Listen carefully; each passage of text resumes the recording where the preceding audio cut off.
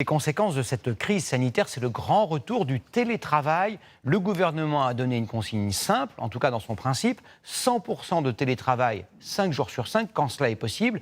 Des sanctions pourraient même être prises dès la semaine prochaine en cas de non-respect. Mais vous allez le voir, de nombreux employeurs ainsi que des salariés trouvent cette mesure trop radicale. Pierre Galassio, Thierry Hackett et Cédric Ingrand. Depuis lundi, vous êtes des dizaines à nous envoyer des messages de ce type sur notre site lci.fr.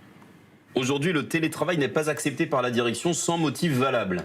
Nous n'avons pas le choix, nous pouvons faire du télétravail, mais la hiérarchie ne le souhaite pas. Des messages de chargés de recrutement, de conseillers en assurance ou en banque que nous avons pu joindre. Vous avez demandé, vous, du télétravail ? On n'a même pas eu l'occasion, en fait. On a reçu un mail qui nous a dit textuellement qu'il n'y aurait pas de télétravail. Une situation qui serait identique dans de nombreuses agences. Il n'est pas question qu'il y ait de télétravail pendant cette deuxième vague. C'est ce que vous a dit la direction. Ah oui. Des salariés qui demandent du télétravail et d'autres qui n'en veulent pas. Dans cette entreprise de conception de montres et d'accessoires de mode, seuls 2 employés sur 8 travaillent à distance. Moi, je ne l'ai pas demandé parce que voilà, j'habite à Paris et que je n'ai pas forcément envie de rester chez moi toute la journée.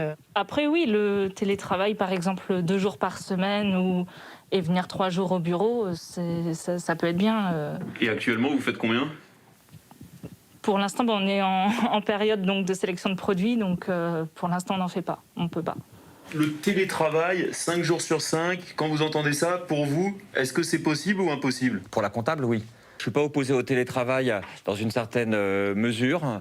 Ce qui est certain, c'est qu'on est une société créative. Si les gens sont séparés, tous séparés, ça ne marche pas. Le gouvernement a beau inciter au télétravail dans le protocole national sanitaire, il ne peut en réalité pas obliger un employeur à le mettre en place. Il n'y a pas de texte qui impose à l'employeur le télétravail. Donc ça repose uniquement sur la crainte d'un contrôle de l'inspection du travail qui considérerait que le télétravail dans leur situation était impératif pour respecter l'obligation de santé-sécurité.